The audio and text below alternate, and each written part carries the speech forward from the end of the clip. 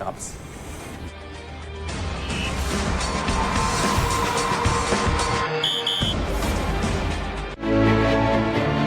حضرت الأقدام فغابت العقول في أول لقاءات ممثلي ليبيا الأوحد في دوري المجموعات الذي تجمعت فيه كل الخيبات بعد تلك الآمال والأحلام. حوار الأقدام ظهر فيه الأهلي طرابلس من دون أنياب، بعكس ذلك المستضيف الذي عرف من أين تؤكل الكتف. ربع ساعة فقط احتاجها اتحاد العاصمة لفك طوق دفاع الكتيبة الخضراء، فالأولى وقف لها القائم والثانية صدتها العارضة. هجوم الأهلي كان غائبا كدفاعه باستثناء بعض محاولات السلتو الذي كاد يغير منعرج المباراة. سجال المواجهة استمر إلى أن انقضت نصف ساعة من الشوط الأول، ومن هنا علامات الاستفهام بدأت بالظهور على دفاع الأهلي. واتحاد الجزائر يحرر شباك نشنوش بهدف أول، هدف حرر أبناء طلعت يوسف قليلا، لكنهم لم يعلنوا تحرير شباك أهل الديار الذين أحكموا القبض على مفاتيح اللعب وأعلنوا سطوتهم على المباراة بالكامل. ودفاع الأهلي يخترق ويتقبل هدفا ثانيا يسأل عنه طلعت من دفاعه والدفاع من غيابه. شوط آخر على حس محاولات اتحاد العاصمة يبدأ، والارتباك في دفاعات الأهلي لا يخفى، وجماهير رغم اكتوائها بثنائيات لم تفقد الآمال عن طريق تشجيعها المحفز، لكن الفريق بطريقة لعبه أصبح ملاذا لكل مسدد، إلى أن جاءت خيبة الختام بهدف ثالث. حرقة هي هذه الخسارة، لكنها جاءت في الوقت الأنسب للملمة الأوراق والتصحيح لما هو آت في دوري المجموعات.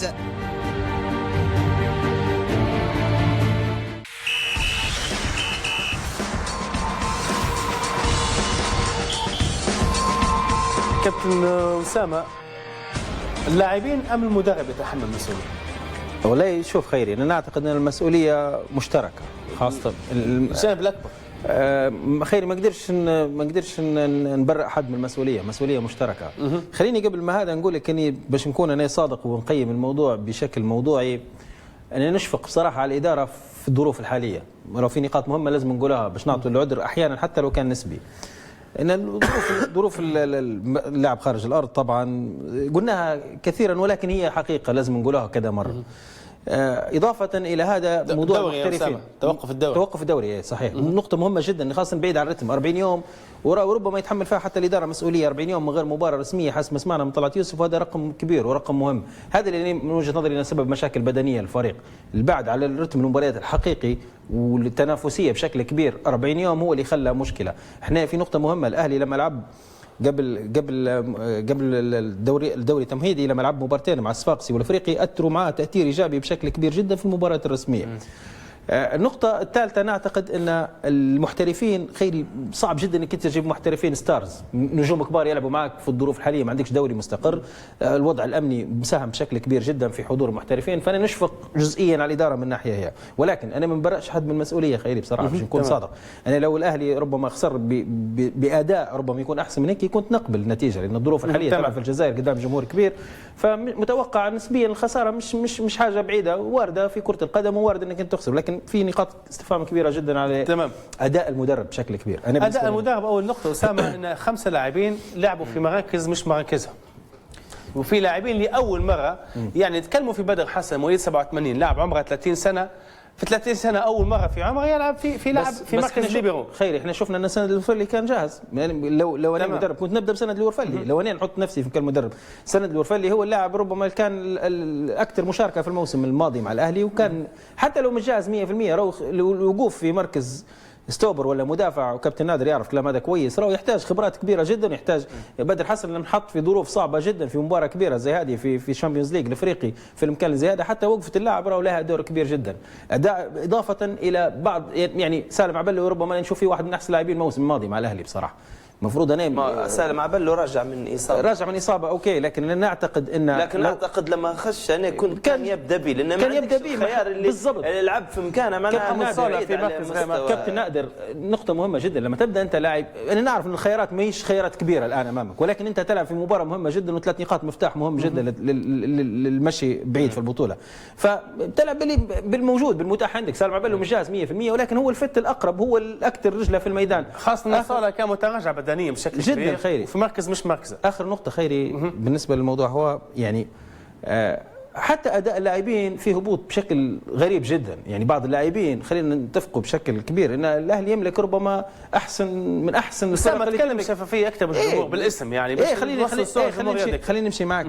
في هبوط لبعض اللاعبين اللي يعتبروا اسامي مهمه في ليبيا. علي سلامه بصراحه في علامات استفهام كبيره جدا على مستوى، خاصه في الفتره الاخيره. هبوط في الموسم الماضي، يعني انا بوجهه نظري انا باش نحط النقاط على الحروف، علي سلامه راه اخطاء بدائيه لما نتكلموا على سوء تمركز للاعب يلعب قلب دفاع منتخب ليبيا، واحد اكثر خبرات الان في ليبيا، في سوء تمركز بشكل كبير جدا. حتى في الرقابه لما نشوف انا زوز مهاجمين يلعبوا بالراس داخل 18 نتاع النادي الاهلي بدون رقابه بشكل واضح، غريبه جدا، تكسير اوفسايد بشكل غريب جدا.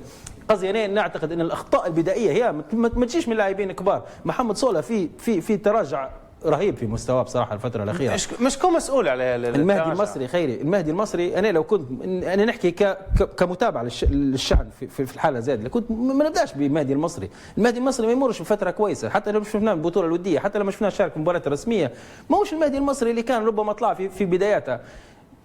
مقياس نتاع مستوى اللاعبين مهم جدا، خاصه ان الاهلي عنده تعاقدات كبيره، عنده اكثر من 14 ريال يتعاقد معهم بشكل جديد. ربما الفتره ما استفادش منها المدرب، ما استفادش منها الاطار الفني، وما جهزش البديل اللي كان ممكن يبدا به في الفتره. كابتن نادر تحت الهواء تحدثنا، انت قلت المفروض الاهلي بظل المشاكل في خط الدفاع يلعب بثلاثه مدافعين في القلب. انا من وجهه نظري الاهلي لما يبدا عندك جوده اللاعبين اللي في العمق، لاحظوا العام اللي فات خروج الاهلي امام اسيك موموزا والاهداف اللي نقبلوا فيها قاعده تجي من العمق الدفاعي، معناها سوء تمركز. ونوافق انا خوي اسامه على هبوط في مستوى اللاعب علي سلامه، قيمه كبيره كمدافع. انت اشرت هبوط ذهني اكثر من بدني وفني. كابتن المنتخب الوطني، وانا من اكثر اللاعبين المعجب به في الفتره الماضيه، لكن حاليا يمر بفترات صعبه، انا مش قادر نقيم مستواه بالضبط، لان سوء التمركز لاعب لما يفقد لياقته البدنيه تقعد عنده نقولوا بلغه الكوره الخنزره وقراءه اللعب والوقفه والطلوع فهذا جانب فني. هنا الموضوع يوقف على المدرب أسامة. هذه مهمة، نقاط مهمة لازم نوقف عليها.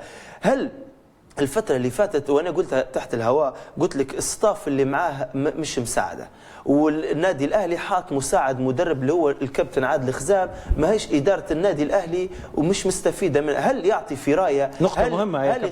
هل يخش في الإحصائيات وفي في في في وجه ونظرة المدرب للاعبين من التمرين؟ أنا لما نعرف روحي عندي خلل، وصلت لدرجة فكرت اني انا لاعب بدر حسن، هذا المنطق هنا يقول انا فكرت هيك لاعب بمصير مؤسسة. انت طلعت يوسف، انا لما نفكر اللاعب بدر حسن لاعب نعرفوه، كنا معناها كبير في السن ولاعب وسط، حطيته في مركز لاعب ستوبر كويس، وعندي سند مصاب راجع من اصابه، عندي هيثم ضانا مداير عمليه، علي مستوى يمر بفتره فراغ. انا من البديهي جدا اني نلعب بثلاثه مدافعين. اكبر فرق في العالم تلعب بثلاثه مدافعين. اليوفي وصل لنهايه تشامبيونز ليج يلعب بثلاثه مدافعين. انا نلعب بثلاثه مدافعين، ما فيش باس. نلعب بثلاثه مدافعين، ندير عمق دفاعي بليبرو يغطي اللعب وزوز مساكين، ما فيهاش اي على اقل اضرار. انت المباراه اللي فاتت يعتبر ليبرو عليه السلامه، لو تلاحظ الاهداف عليه السلامه يلعب قدام محمد نشنوش. انا مستغرب في التمركز نتاع عليه السلامه. قصدي هذه نقاط مهمه لازم يعرفوها الناس كلهم، لازم يعرفوها. هذا اشياء مهمه، الوقوف على امكانيات اللاعبين. يا تحطون لقطات زملاء الاهداف، لازم يوقف على امكانيات اللاعبين. انت بعدين المباراه اللي فاتت لعبت بزوز يلعبوا بجهه اليسار، اللي هم يلعبوا محمد الترهوني ويلعب المهدي مصري كويس. المباراه اللي فاتت ومحمد الترهوني من اكثر اللاعبين المميزين في نادي الاهلي في الخط اليسار. المباراه هذه اضطريت اني نلعب نقلب انا نقلب نحط المهدي المصري يا اخواني تريس ونحط جناح ايسر يمر بفتره مليحه محمد زي واحد زي ثلاثه، راه هذه جمع كابتن نادر، كابتن نادر، انا لما يبدا شكلي تصدق عفوا كابتن نادر، لقطات ممكن تاكد كلامك في سوء التغطيه للاعب علي السلامه اللي هو المفروض يكون ليبيرو او قائد دفاع فريق الاهلي طرابلس. انت قلت نقطه مهمه تحت الهواء ان علي سلامه دهنيه ما كانش جاهز، وقلت لنا في الكرة الهدف بالراس علي السلامه لو زيدوا نقصوا على اللاعب لان عنده تاريخ كبير صراحه ولاعب امكانياته كبيره باهي، لكن حاليا بيمر بفتره فراغ كبيره.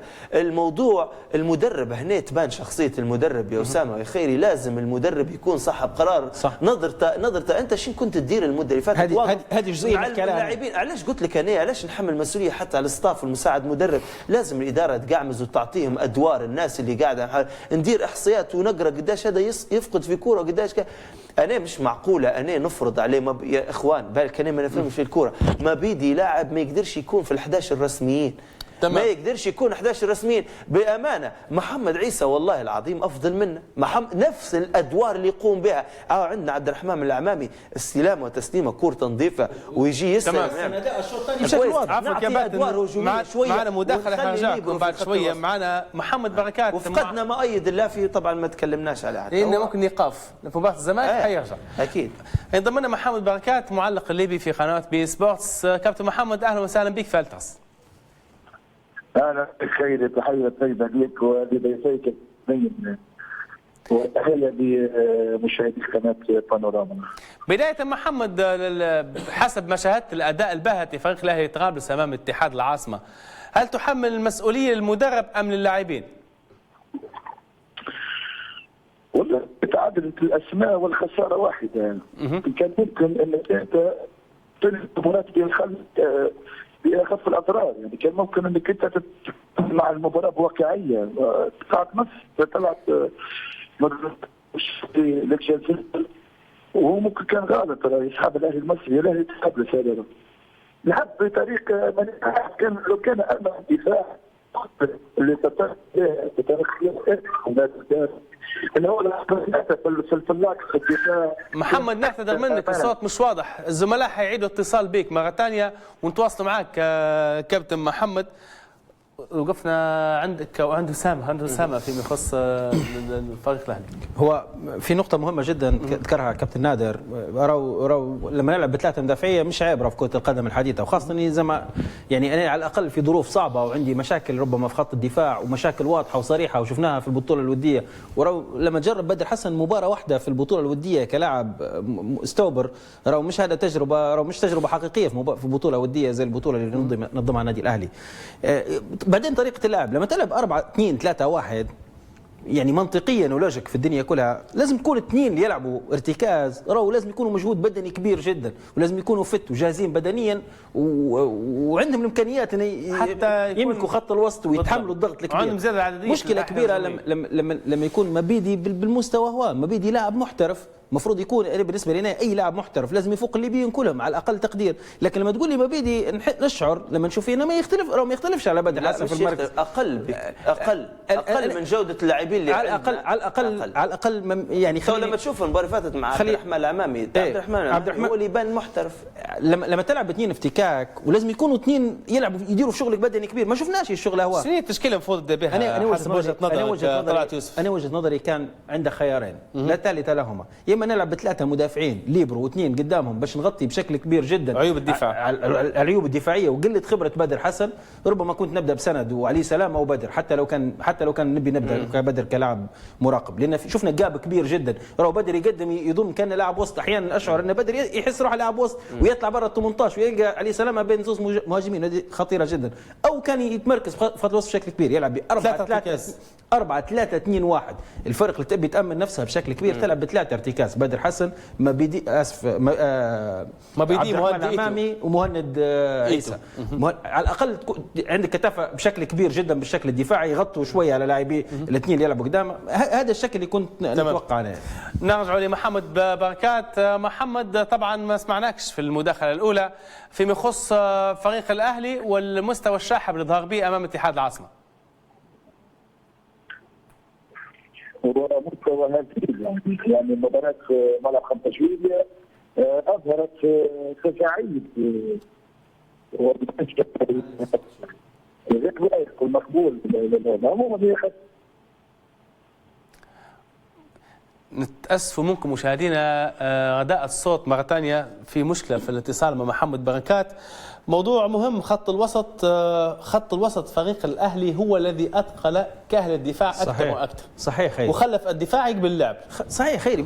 وكان فقير فنيا في من ناحية المساندة والزيادة العددية في الهجوم. لما تلعب 4-2-3-1 المفروض الثلاثة، لو أنت يعني حسب ما نعرف أنها فكر طلعت يوسف فكر دفاعي شوية، لازم الثلاثة اللي يلعبوا قدام اثنين اللي يلعبوا ارتكازي يأدوا دور دفاعي. ما شفناش دور دفاعي بشكل كبير. صولا ما كانش يأدي في دور دفاعي بشكل كبير. مهدي المصري ما كانش يساعد في محمد تروني. كان في دائما مشكلة كبيرة جدا تواجه في الأهلي، الفليبر 2-على-1، دائما لاعبي اتحاد العاصمة من الطرفين يلعبوا 2-على-1، وهذه تخليك في مشكلة ديما في حالة ضعف قدام الشق الهجومي. خيري أي فريق في العالم يبي يكون بشكل دفاعي لازم حتى لو أنت بتلعب كاونتر بروس، الطريقة الدفاعية اللي بتلعب بزوز خطوط دفاعية لازم ديما أنت عندك الكثافة الدفاعية. هي المدة الماضية الأهلي وصل مسج كبير في مباراة الفتح الرباطي إنه هو قبل 3 أهداف من كرة عرضية، ما أنت عندك مشكلة في الكرة العرضية، والبطولة الودية أظهرت العقم الهجومي لفريق الأهلي إنك أنت ما سجلتش في البطولة الودية اللي فرق محترموها بس واقفة لها فترة في لكن المباراة اللي فاتت الأهداف كانت فيها تنوع، هذا دليل على أن المنظومة الدفاعية ككل 11 لاعب قاعدين مش لاقيين روحهم داخل الملعب. صح. كيف؟ الهدف الأول جاي من كرة ثابتة، الهدف الثاني جاي من كرة مرفوعة، الهدف الثالث جاي من كرة ملعوبة باص في العمق، مهاجم تحرك حركة صح بدون رقابة، شاط يلقى روحها هو والحارس. أهداف المنظومة الدفاعية كلها قاعدة ما يجي دافع، لما أنت يخش لك جول كرة ثابتة معناها ما تحملهاش على المدافع، تحملها على الفريق كله. مرات مهاجم أنت يوقف نشبحه في العالم كله 9 مهاجم يقول لك ينحيها لك يوقف صح. فأنت المنظومة الدفاعية كلها ما تدافعش. هي التركيبة. أنت سألت أسامة على التركيبة، الشوط الثاني كان نوعا ما لو بدا بها، لأن احنا ما نبوش نلوموك على الخيارات اللي أنت مش ملاعبهم بكل، لأن احنا مش موجودين معاك في الفترة اللي فاتت كلها، على محمد عيسى، على محمد المنقوش، على مهند، ما نبوش ندوى، احنا نتكلموا على اللي لعبوا. تو أنت لعبت المهدي ولعبت صولا ولعبت بدر حسن ولعبت سالم عبلو كان يبدا سند، كان يبدا من المباراة. صح. تو كان ما بدوش ما نقدرش نلومك، لكن انا نلومك تو هنا شفت ادائهم في الاقل نص ساعه. انا شفت ادائهم سند كان يبدا. عندي ملاحظه كابتن، عندي فلسفه هنا قاعد نراجع ونقول كلامي المدرب في تخبط كبير. عندي ملاحظه ممكن تأيدني فيها، اللي كان خلف سلته المفروض ما يكونش محمد الغنودي. صح. اللاعب الاقرب لا انا من وجهه محمد الغنودي في قلب هجوم كان يلعب في لا بالموجودين يقدر، بالعكس هو سلته ما يقدرش يلعب مهاجم ثاني لكن يقدر يلعب. لا الاقرب كان يقدر يلعب، الانسب بالنسبه للرسم اللي لعب بعد بينه. احنا ما نبوش نلوموا على الرسم التكتيكي، احنا نحكوا على الاشخاص اللي بدا بيهم. كان في خلل في توظيف اللاعبين. انا مش مجبر اني لاعب وصل نحط ستوبر وانا عندي سنه، لا لعبت الشوط الثاني بعد ما قبلت جولين. انت لعبت هنا المشكله الكبيره، انت لعبتها بعد ما قبلت جولين يا اخي. انت من الاول كنت تلعبه، بعدين انت اعطيت لمهدي المصري. انا مع اني نحب التروني يلعب دايريس لان لما يجي من الخلف خطورته اكثر، لكن انا نبي قبلت هدفين الشوط الثاني كنت نقلب نحط المهدي نعطيه ادوار دفاعيه ونعطي حريه تامه لمحمد تروني وزدت خشش من الاول. كان الرسم وعبلو بدنيا ولعب مباراه كبيره امام الفتح، والمباراه اللي قبلها قصدي لاعب خاش. انا اوكي راجع من اصابه، عندي علم انه راجع من اصابه، لكن هذا المتاح توه.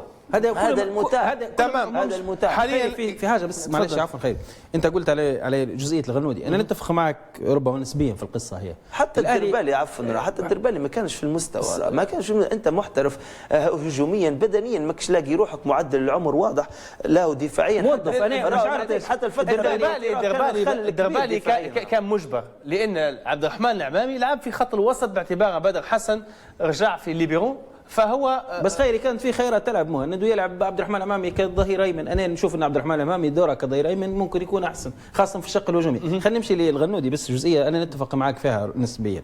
الغنودي انا دائما نشوف فيه مهاجم صريح ربما او يكون يلعب جهه أحسن. اليمين احيانا، او يلعب، انا نشوف هنا مهاجم صريح احسن، خاصه تو في وجود سلتو نشوف ان سلتو هو الافضل لما يلعب 9-1. لكن انت محتاج، الاهلي انا عندي شعرت ان عنده مشكله في الاسيست، ما فيش حد يوصل غياب مؤيد الله في غياب كبير، خاصة الاهلي فقد جزء كبير من الهجوم. شكل ثنائي كبير. خرج زكريا حتى معدل التهديف الاحصائيات تقول هيك، احصائيات هيك الاهداف كلهم مسجلون. خرج زكريا دار اطار وهذا شكل الفريق. اعتقد انه كان، رغم ان انا يعني نفضل دائما مؤيد، طبعا مؤيد هو الخيار الاول، لكن في الظروف هي لازم تلعب واحد اسيستر، لازم واحد فقدناه جدا ولازم واحد يصنع الهجمه. سلتو قرأ بالنسبه لي انا ربما احسن لاعب في الاهلي كان سلتو باش نكون صادق، دل مجهود خرافي رغم انه ما فيش سبورت كان بعيد عليه. وهذه مشكله، ما كانتش هذه مشكله كابتن اللي قالها خيري، الغنودي ما كانش يدير في الدوره هو بالضبط. ما كانش يعطي في الاسيست، ما كانش يساعد في سلتو بشكل كبير. انا كنت نقصد وهذا الدور اللي يدير فيه مؤيد. انا كنت نشوف زكريا نوضحك اكثر، انت كنت تقصد لاعب يكون مهاجم ثاني في حاله ثانيه يكون مساند لخط الوسط. صحيح. يعني لاعب اقرب ان يكون لاعب وسط في نفس الوقت يكون صانع العاب ويمد الهجوم بكرات. وهذا انا نشوف فيه خيري كان يعني زكريا ربما المنقوش لو جاهز، انا ما اعرفش مشكله المنقوش، ربما ما قلت لك لاعب ما نعرفش بالضبط، ما نقدرش نتكلم عليه، لكن في ما شفناش يعني تكلمنا على اللي لعبوا خششهم ولعبوا، هذا المفروض كانوا يلعبوا زي سند زي سالم عبلو، المفروض من بدايه ما فيهمش نقاش من بدايه المباراه كانوا يلعبوا، كان الفريق يكون بشكل افضل. حاليا الكره قاعده في الملعب، فريق الاهلي ما زال 5 مباريات، المباراه الاهم يوم 23 امام فريق الزمالك اللي ربح كبس يونايتد يعني في الشوط الثاني وضاع العديد من الفرص، واهداف الزمالك جت من كره عرضيه. بعد شويه حنشوف لقطات اهداف الزمالك. شنو هي الخطه الانسب لفريق الاهلي لتدارك الانفاس او التقاط الانفاس امام الزمالك؟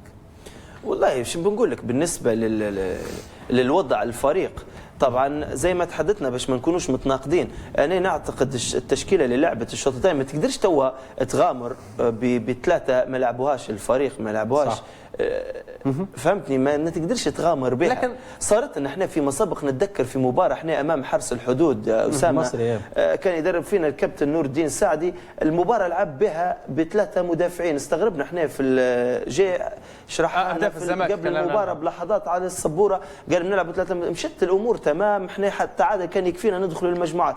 في اخر 7 دقائق قبلنا هدفين، صح ذكر قبلنا هدفين، صحيح. معناها صعب انك لازم تجربها. تمام. معنا محمد بركات مرة ثانية. محمد متأسفين منك بسبب غداء الاتصالات. لا عادي ولا يهمك. عموما تحية طيبة لك يا خيري مرة ثانية ولضيفيك الكريم سامة بن ناصر ونادر كارم. تمام، مرة هذه صوتك واضح يا محمد. الحمد لله. محمد انت قلت لي في بخص فريق الاهلي، قلت مفروض الاهلي لجأ للتأمين الدفاعي والخروج بأقل الأضرار. لا شوف انا مستغرب في حاجه، الادراك من الفريق خاصه من المساعد ومدير الكوره مصباح شندل والكل، ما فيش نقطه كان في حوار مع المدرب المصري، راهو الدفاع تعبان، دفاع بصراحه ولا لا علامه استفهام. كان المفروض العبد الجزائر العبد 3 مدافعين، الاهلي ماهوش احسن من اليوبي، وهو ممكن طلعت يوسف غالط بالك لا يمثل علاش بيلعب في الجزائر، هذا ادراك. الشيء الثاني بصراحه اللي انا مستغرب فيه، مستغرب بصراحه، ما 50 سنه عمر الكره في ايدي ما فيش ولا لقب، يعني لقب واحد بسام لا شكيت له، توا يبدا الشامبيونز ليج المفروض الخدمه تكون يعني من غير ضغوطات. يوم كيف تدرب عندنا دائما عندك لاعبين صغار، علاش تجيب لاعبين افارقه مستهلكين درجه رابعه، فانا نتكلم على الظروف انك انت ما تجيبش اللاعب المتمكن، وكان احنا جانا فلافيو ولا مايكل الرام وثم لاعبين الافارقه قلب اليمين. هذه يعني تعتبر يعني بمثابه الارض ولا في ليبيا لاعب الفريق كل لاعب على كذا. تشكل المشكله نتحداك انا في ليبيا في تايب المسمى بتاع المدير الرياضي. في ليبيا راهو الطبقات عشوائيه، وفي مكه امي في مكه لارورا، في مكه ما فيش لا مدير رياضي ولا هم يحزنون. بالرغم من العالم المتقدم معمول فيه الجنود اللي رجع اليوم شكون ما يعني عندنا بصراحه عندنا مواقف هذا المفروض يعني نستفيد من كل مشاركه. 15 عام نشارك وانا مره استفدنا منه. انا هو هذه الخساره بتاع اتحاد العاصمه عادي الكوره، لكن مش مقبول وضعيه اللاعبين. يجي فريق الرجول يضحك في انا ملاعبين تاع سنابيط انا كلهم لا حتى لكن المستوى يضحك. هو المدرب مساهم وحتى اللاعبين والعقليه الجديده خلاص الناس تشوف في الشامبيونز ليج وتشوف الفريق مازال سنه ولا ابتدائي واحده يعني هذا واحده بس. لو كان نعطي فرصه للاعبين الصغار يعني كيف بيلعب عمره 19 عام مع كوفيتي كوفاتا مدرب اوروبا اعطاه فرصه في هامبورغ. اذا ما عندك لاعبيه صغار خليهم يتربوا الكاركتير نتاعهم ويلعبوا في النهايه تتوجه انت ترى من الخساره خارج الربع حتى لو خسرت مباراه تحت فريق لكن خلي تحت مباراه ولا تحت فريق لاعب رفاق ولا تمام. توقعاتك او قراءتك في مباراه الاهلي مع الزمالك القادمه بحسب المعطيات وبحسب الاسماء اللي حترجع لتشكيله فريق الاهلي؟ لا شوف هو ما عنده مشكل لكن توقع مباراه الديربي ممكن تكون في رد فعل، لكن المجمل باش يتصلح فريق بهذا الشكل يا اخي تطالبون بمعجزه زي ما قال حمزه. صعب ان شاء الله نتمنوا حتى يلعب كاس العالم مش ولكن فريق راهو تعبان يا ودي راهو شو بقول لك كان يدي خدمه من الصفر. في الحقيقه المفروض لك حاجه واحده بس المشاركه هذه المفروض يستفيدوا منها ومع الزيوت الاخطاء اللي هي متكرره ولا خلي يخدموا زي الناس زي العالم متحضر يدير مدير رياضي يتحمل مسؤوليه يكون كشاف يمشي لافريقيا على كل نحكوا عليك الدول الجوار يقول لكم اللاعبين القاعدين المكملين وخيركم والله العظيم والله خلي يستفيدوا نقعدوا نضحك خلي يستفيدوا ما تضحكوا علينا وعادي حتى خسرت عادي المهم تستفيد منها. شكرا لك محمد. صح ولا لا؟ صح كلامك، شكرا جزيلا لك محمد. وصلنا في موقعة الزمالك، قلت تشكيلة الأهلي أو الأهلي المفروض ما يغامرش بلاعبين جدد واللاعبين اللي كمل بيهم يبدأ بيهم فيما يخص سند الوفلي أو سلمة بلو مع رجوع مؤيد لافي. قبل ما نجاوبك على السؤال خلينا نعقب على كلام محمد بركات. كلام منطقي للأمانة، معناها هذا الكلام اللي مفروض يصير، واي حد تهمه مصلحه النادي الاهلي ويهمه يشوف النادي الاهلي يتوج ببطوله افريقيه كلام مهم جدا ويدل على شخص يفهم وعنده بعد نظر. لازم تعطي دور لمدير الكره والمدير الرياضي في النادي الاهلي عنده نظره ونستفيدوا. انت توا هل احنا عندنا عصا سحريه بالاداء نتاع اول مباراه ان الاهلي حيكون في النهائي او بيفوز ببطوله افريقيه؟ اعتقد لازم نكونوا منطقيين وهذا كلام بعيد ومستحيل. لازم نغرس الثقافه في اللاعبين، نكون جيل صغير، لازم ندير زاد بشري من اللاعبين صغار السن اللي عقودهم من 5 سنوات وانت طالع. لاحظوا سنة نعد لك راه معدل الاعمار ماهوش صغير في الفريق الاهلي، راه لما تجي تعد معدل الاعمار يعتبر كبير جدا بالنسبة للفريق، وعقودهم عقود بسيطة. معناها بحجم مؤسسة زي نادي الأهلي في ليبيا وما فيش نشاط، لو أنت ما قدرتش توقع الرياضيين 5 سنوات تدير استراتيجية وتكون فريق ويخسر العام هذا ب3، العام الجاي الرهبة هذه نحاها خارج أرضه لربما نرجع نلعبوا في ملعبنا، راه سهلة جدا. راه تعرف أنت السنة كلام مهم جدا، هذا خلينا نكونوا واضحين. احنا معناها هذا مش أي حد يقولوا لك، هذا لازم يسمع اي حد مسؤول ومشجع ومحب قبل ما نقول لك على التشكيله، لان التشكيله نقدر نعطيها لك وجهه نظري، يقدر يعطيها لك اسامه، غضب بنخشوا بنخسروا مش ما استفدنا شيء، فهمتني؟ لكن انا مش لازم نجيب محترفين، هو من ضمن الكلام اللي قال انا مش لازم نجيب محترفين، الفرصه نعطيها للاعب محلي نكسب به وعنده عقد 5 سنوات يكسر الحاجر السنه هذه نلقاه. لازم نخلق استقرار. انا قبل الهواء خلينا نكمل في نفس الموضوع في نفس السياق. بس انا قبل الهواء انا لما ندوي تهمني مصلحه المؤسسه، انا قلت لك ضد اقاله المدرب مهما كانت اخطاء. انا تو حاليا انا كمشجع نادي الاهلي ومحب لنادي الاهلي ضد، انا نحب الاستقرار هو اللي يخلق النجاح. انا استراتيجيتي هي بدون هنا دور المدير الرياضي والمؤسسه، انا نخلي المدرب شكلي نقضي به شغلي الموسم هذا، لكن نبدا نخدم باستراتيجيه. عندي جيل صغار، انا لما نحط نحط للمدرب ونفرض عليه اسماء صغيره، ما نفرضش عليه التشكيله، لكن نفرض عليه قائمه، نحط له 30 رياضي. كنت بنقول لك كيف يكون اسامه؟ عفوا كابتن نادر، بس مش مقتنع بلاعبين، لكن لما يحطهم لي بنكين في نفس الافريقيه ويشوف الاجواء، انا كسبت العام الجاي. في نفس السياق فريق الاهلي لديه العديد من اللآلئ والمواهب ان صح التعبير. في اللاعب زكريا الهريش، في اللاعب فراس الليك، في اللاعب المهدي الكوت، في العديد من اللاعبين. فريق الاهلي لو اعطاهم الفرصه اكيد حيتالقوا. في اكبر ميركاتو لفريق الاهلي في منتصف التسعينات، مدرب فريق الاهلي على ما اعتقد البلغاري راهن طارق الطيب في عمر 17 سنه، وطارق الطيب قدم مستوى كبير. صحيح. وفي هذيك الكوكبه كان في يونس خير وكان في العديد من النجوم. طارق الطيب لما خذ الفرصه بعمر 17 سنه اثبت موهبته وجدارته. تاكيدا على كلامك. مؤيد لا في 96 21 سنه. هنا عفوا اسامه بالله عليك، هنا لازم الكلام هذا يعرفوه. احنا طموحي يكون ولازم تكون عندنا نظره. اليوفي كان درجه ثانيه، رجع للسيريا، خذ 6 بطولات ولعب ثاني نهائي تشامبيونز ليج، كان في الدرجه الثانيه. طموحي لازم ندير خطه، ولازم في الكره ما فيش عشوائيه. احنا قاعدين نشتغل عشوائيه، وفي ارقام وفي اموال تصرف، ارقام خياليه حتى للاعب المحلي، وفي احصائيات وفي كلام في كلام دقيق بدا. هو الكلام اللي قاله محمد بركات بصراحه يدرس باش نكونوا صادقين. بعيد عن التشكيله بالله، بعدنا عن التشكيله وعن المشاركه الافريقيه، لان في نادي الاهلي فيه عمل اهم. تمام. اصلا هو الكلام اللي قاله بعجاله وسام نكمل هي جزئيه بس. خذ 3 دقائق لان عندنا موضوع ثاني. تفضل. من ضمنهم الزمالك ولا مش الزمالك؟ خذ 5 دقائق في الزمالك.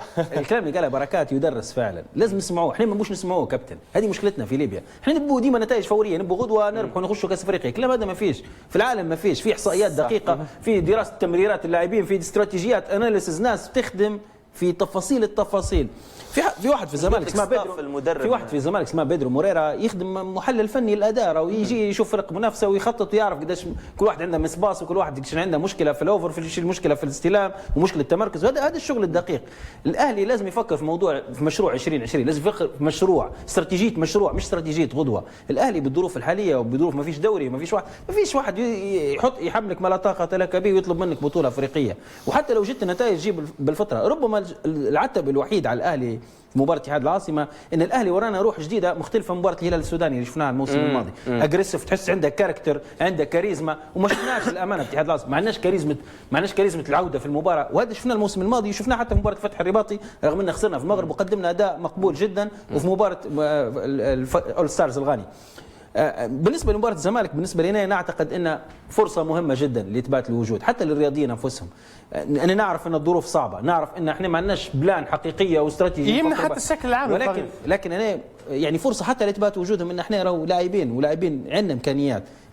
حتى للطاقم الفني نفسه لازم يوري ان انا عندي امكانيات ونقدر نواجه فريق. الزمالك وصيف النسخه الماضيه، ولسوء حظ الاهلي للاسف الشديد ان الزمالك بعد ما مر فتره فراغ ربما 6 ل 7 شهور وخساره 6 مباريات في الدوري المصري متتاليه، 4 خسائر وزوز تعادل، وانسحب امام المقاصه لمشاكل اداريه ومرتضى منصور والاعلام والميديا وخصموا منا نقاط. المشكله ان جاء ايناسيو مدرب برتغالي جديد، وايناسيو اسم كبير في الناس ما تعرفش ايناسيو درب سبورتينغ لشبونه، درب بنفيكا ودرب بورتو، واحد من الاسامي المهمه في البرتغال. اسامه كان تلاحظ انت اهداف الزمالك من كره عرضيه اللي هي المشكله الاكبر في خط الدفاع. هو زي ما قال كابتن نادر المنظومه ككل متهالكه دفاعيا، بس المشكله الاكبر هي الكرات العرضيه اللي سجل منها الزمالك امام كابس يونايتد. هو قوه الزمالك خيري بالذات. شوف الفتره الاخيره وخاصه الموسم هذا قوه الزمالك في الاطراف، عندهم مصطفى فتحي بصراحه ومحمد ناصف يلعبوا من جهه اليمين سرعات عاليه جدا، اللوفر من احسن ما يكون. شيكابالا يمر بفتره جيده، المباراتين الاخيرات لعب اساسي وقدم اسيست مهم جدا في الجول. وباسم ينهي، وباسم بعد فتره فراغ مع المنتخب وما استدعاش وكذا، 3 مباريات على التوالي يسجل في الدوري نتيجه ايجابيه امام الزمالك.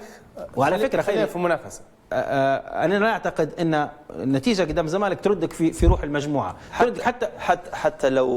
حتى لو نختلف معكم، حتى لو فزنا بنتيجه كبيره قدام الزمالك مش حنمشوا بعيد في البطوله. لا نادر، انا ما نحكيش احنا مش حنمشوا بعيد، لازم نكونوا واضحين لان العمل ما فيش استراتيجيه وما فيش، ولكن تظهر بشكل كويس زاد بشري اللي يخليك تستمر لمده طويله. نتمنى توفيق لممثل ليبيا فريق الاهلي طرابلس. وحاليا ننتقلوا لفريق الامل ترهونه اللي كان عنده معسكر اعداد ناجح في تونس.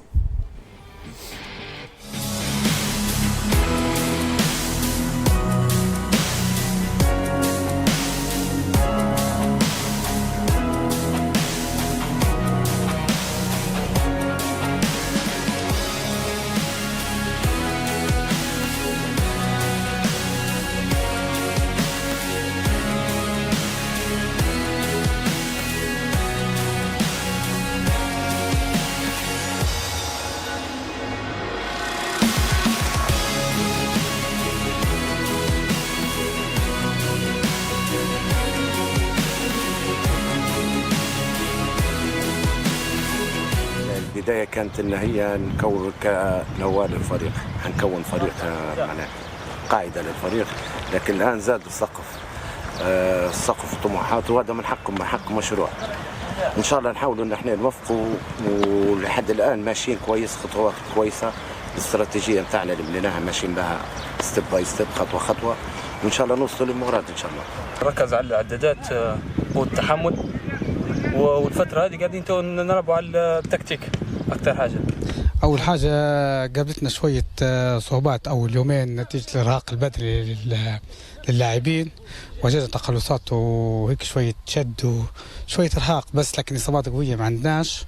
وبالذات اليوم الحمد لله الفريق استريح نفسيا ومعنويا وصحيا، ثابت الحمد لله.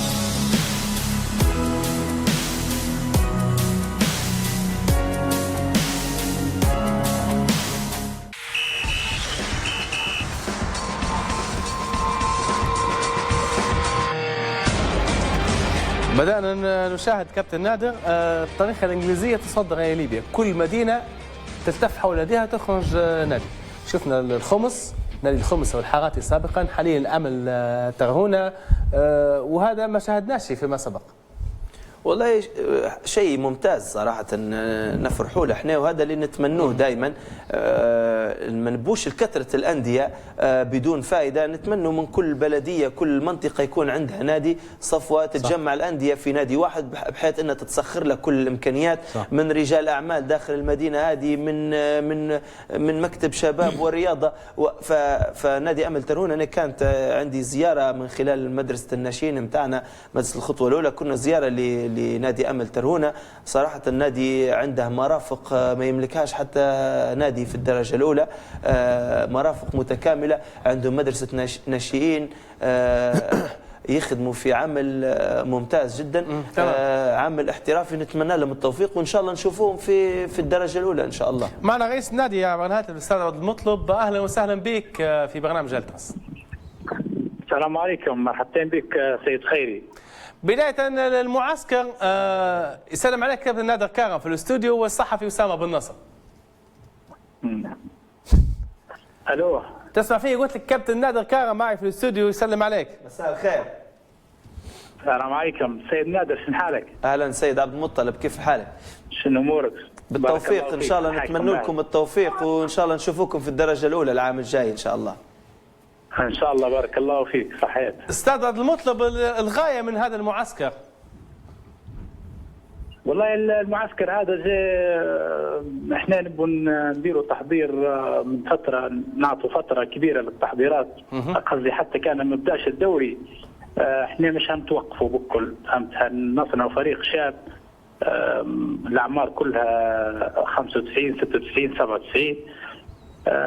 هنديروا تربصات داخليه داخل مدينه ترهونة والخارجيه تو في تونس، ومباريات وديه. وان شاء الله ممكن تكون عندنا بطوله في شهر رمضان في مدينه ترهونة. ومش هنوقفوا، الفريق يبي فتره. انت في كره القدم ماهيش وليده لحظه، استعداد يبي فتره طويله، بالذات ان احنا النادي كاين نادي عادي جدا وديما في الدرجه الثالثه، وضروري نكتفوا الاستعدادات هذانا، استعدادات تكون مبكره باش نطلعوا بنتيجه ايجابيه. واحنا طبعا طموحنا ان نوصلوا النادي للدرجه الاولى الدوري الممتاز. تمام.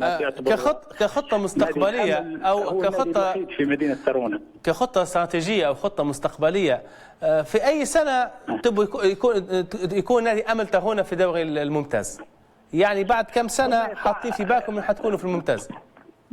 سيد خيري، هذه ممكن حتى الاستاذ نادر يقول لك صعب انك انت، هذه كوره انت تشتغل، اهم شيء انك تشتغل، والتوفيق طبعا تعرف الكوره هي فيها نسبه حظ نحكي كتخطيط كاستراتيجيه. والله احنا نطمح ان يكون 3 سنين هيك نكونوا في دوري الدرجه الاولى، وان شاء الله توفيق. طبعا حتى كانوا ما وصلناش 3، حتى في 5 المهم الخدمه تكون مكتفه، وان شاء الله هنوصل باذن الله. نتمنى لكم التوفيق استاذ عبد المطلب. طبعا حسب اللي نشوفوا فيه في مدينه ترهونه وفي كمدينه في جميع المجالات، ناكد لكم ان بعد 5 سنوات بالفعل نادي الامل ترهونه حيكون في صفوه انديه الممتاز في ليبيا. وسامع تعليق على نادي امل ترهونه وترهونه بصفه عامه لقدمتنا ملعب الموسم اللي فات صح فيما يخص الدوري الليبي كره القدم. اللي شفناه من ترهونه مش حتى على المستوى الرياضي، على كل الاصعده بصراحه. ترهونه مدينه قدمت نموذج يحتذى به لكل المدن الليبيه، اشتغلوا على كل الواجهات، حتى اعطوه ايمج حلوه وصوره كويسه لمدينتهم قدام الناس. اكبر دليل على ذلك ان نشوفه في الشرشاره الان، بدأت تستقطب في لما تمشي للشرشاره يوم الجمعه طرابلس طريق يعني الكل يعرف، وجهه سياحيه داخليه حقيقيه لليبيا.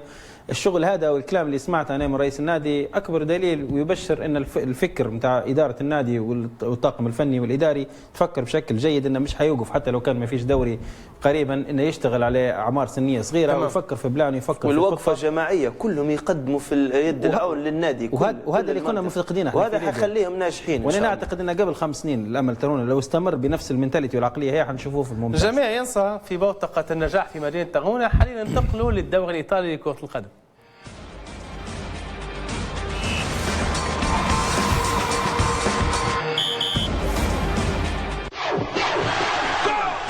سباق الكالتشيو بات قاب قوسين أو أدنى من النهاية، غير أن التتويج حسم لجولة أخرى بعد هذه الجولة المثيرة. انطلاق الإثارة كانت من مسرح الأرتيميو فرانكي الذي استضاف فيه ليفيولا صاحب المركز الرابع لاتزيو. مواجهة شوطها الأول انتهى سلبا، أما الثاني فكانت أهدافه غزيرة. كيتابالدي وضع النسور في المقدمة، لكن أهل الديار عدلوا الكف برأسية بابكار.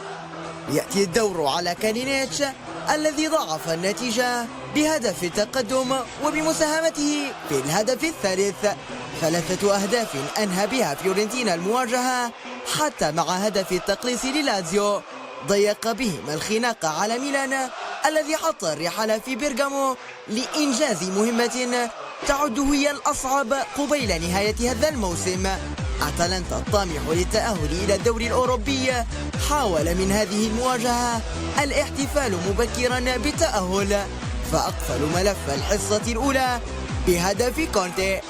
في الحصة الثانية حاول ميلان تحريك سكون شباك الحارس بريشا من هذه الفرص التي برهنت على غياب الحس التهديفي لدى هجوم مونتيلا الذي تنفس الصعداء بهدف دوليفيو، ونقطة لا يقال عنها إلا ثمينة من أهل ديار.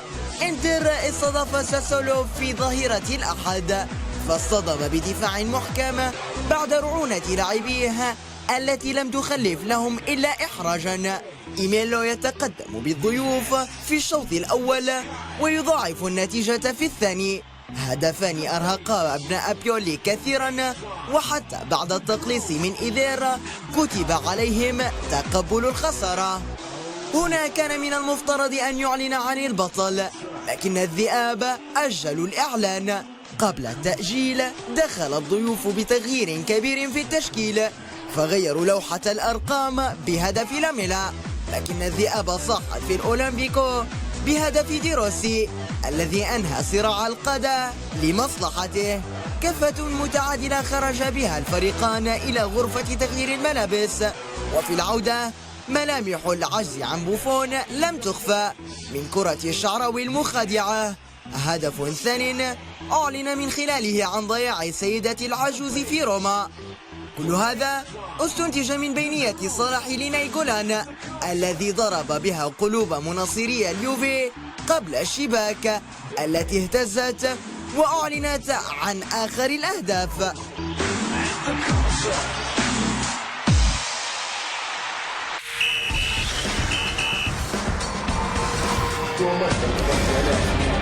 كابتن نادر، اخر حلقه كنت معنا فلترس الانتر كان فورم. يا ودي ما عادش نبغى نتكلم خاصة انا وياك. الانتر دباك من اللي تكلمنا عليهم في البرنامج هو جمهور الانتر قالوا لي باش تكلم انت كابتن نادر. خالد جمهور ان شاء الله يسامحنا بس هو اكثر واحد متضايق.